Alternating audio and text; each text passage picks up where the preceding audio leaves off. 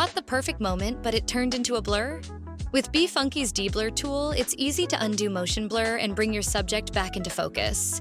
To get started, open your image in the photo editor by dragging and dropping it onto the canvas. Scroll down to Detail Enhancements and select Deblur. You'll see a noticeable improvement right away.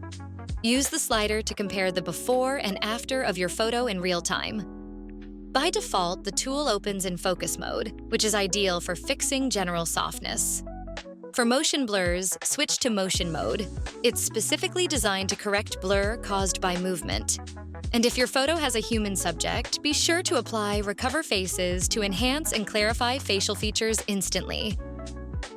Now that our photo is crystal clear, click Apply. Finally, hit Save to download your deblurred image, or choose print products to have a high-quality print sent straight to your door.